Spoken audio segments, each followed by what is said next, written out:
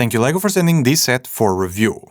LEGO is back at one of my favorite themes they've been doing in past years, Transformers, and after the amazing Optimus Prime and the not so amazing, at least for me of course, Bumblebee, this time around we'll be getting our favorite Decepticon cassette recorder, Soundwave, and pun intended, this thing has a lot more to it than meets the eye.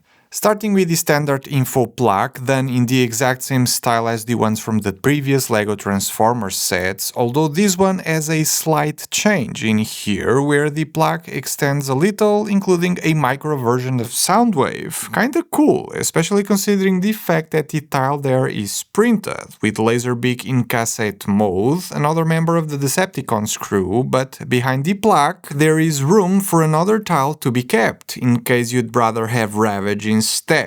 I don't really mind this unless for the fact that it doesn't follow the same style of plaque of the previous two Transformers, making this stand out when you have them all together. Now, speaking of Ravage and Laserbeak, they're actually included as actual cassettes you can place on Soundwave's chest. There's this button up here opening this printed panel element that came, by the way, packed separately to avoid scratches, and inside you can place either of the two characters, which is kinda cool. What's even cooler, and you might have picked up on that already, is that these things actually transform into their alternate Transformer forms. Laserbeak's transformation is quite straightforward, by opening his wings sideways, turning the feet down, and then folding out its head. There's a few prints to go with this guy, like the 1x1 tiles for the Decepticons logo, the cassette reels in these rounded tiles with holes, and finally its eyes, printed on the sides of this 1x2 curved slope. But that's not the end of it, as it comes with these iconic blaster pods that can be connected like so for its final form. Nailing a transformer that can go back and forth between modes at such a small scale is kind of impressive, not gonna lie, while still looking really nice in cassette mode. Can't really say the same about Ravage, that in cassette mode has all the gaps and holes you'd expect out of a LEGO Transformer, but that does, on the other hand, look fairly good in Jaguar mode, with all of the independent limbs, printed elements and extras that connect to its back, looking to be his twin rocket launchers in this case. More than meets the eye, right? You don't get one Transformer out of this set, you get three, and that is pretty sweet. And finally, let's take a look at Soundwave. Size-wise, it is comparable to Optimus and significantly taller than Bumblebee, which sounds about right, and the three together look really nice. I can totally see people collecting just these if they're not into anything else in LEGO's portfolio. When it comes to weaponry, it features its shoulder cannon and the concussion blaster that ends up revealing a bit of an issue. Moving it slightly will shift the center of gravity, making these look way less menacing. Maybe there's some tolerance issues with these particular elements, but this is not a good look if you ask me. With that out of the way, I think it looks really good in robot mode. The fact that he originally is very squarish all around transfers well into LEGO, something that wasn't so easy to do with the curved shapes of Bumblebee for instance, and while not looking as good as Optimus, definitely is my second favorite out of the three.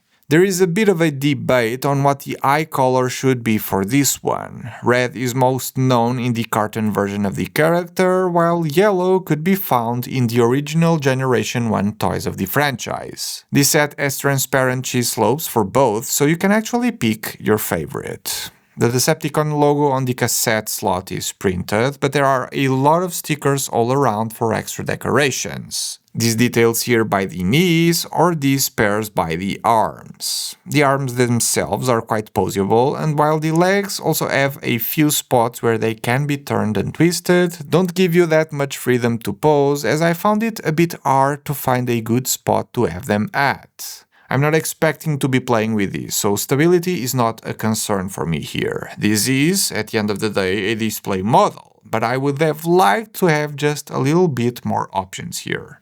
The back doesn't look terrible, all things considered, and before moving on to the transformation phase, there is one very important aspect to highlight. Soundwave's most iconic trait is perhaps his computerized voice, so in this model, and to make the character justice, a sound brick was included that will be triggered by pressing play here, playing one out of a few dozen different sounds and speeches at random.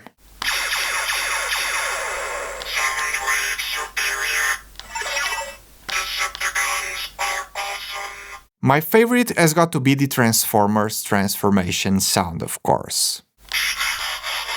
This thing adds a whole new level of interaction to some models, and in this case I think the inclusion is perfect. It comes with a price, of course, but I'll talk about that later on. The sound brick itself is the exact same one seen before in Harry Potter's Sorting Hat and the LEGO Icons Retro Radio, just with a different color scheme for differentiation. When it comes to the transformation, I really love how these hinges are working inside the leg panels to hide the feet away, and as far as the rest of the thing, the transformation process is actually kind of easy. Probably the easiest and simplest out of all the three big LEGO Transformers done up until now.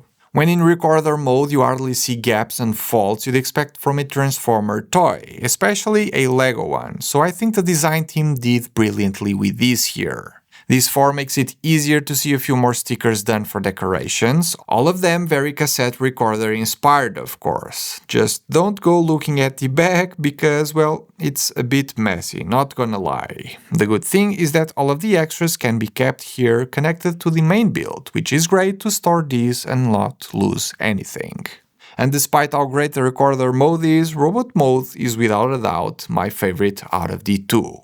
It's becoming increasingly difficult to talk about LEGO pricing lately because of how extreme it is becoming. I still refuse to accept that price per piece ratios of over 10 cents a piece to be the norm, yet here we are. At 1500 pieces, Soundwave will retail for $190, which is $10 more when compared to Optimus Prime at right about the same piece count. And that feels a tad overpriced. The big difference between the two is the sound brick piece, that if on one hand is making the set pricier, does offer something really cool in exchange on the other. I wouldn't have an issue with it if it were priced at $150, you know, 10 cents a piece, or even between $160 to $170, while still stretching things a bit, would be easier to defend with the sound brick in the equation. With $190, I just can't. At the end of the day, if these are the only LEGO sets you're buying during the year, with nothing to compare these to, you'd probably be fine with it. Though, if you're in the market for a couple LEGO sets every now and then, I guess you'd probably wait for a discount, sale, or a double insider's points timing to make your purchase. Regardless of all of that, it does not change the fact that the product itself is really good and does justice to the characters, the concept, and the franchise it represents. Thanks for watching, and I'll see you all on the next one.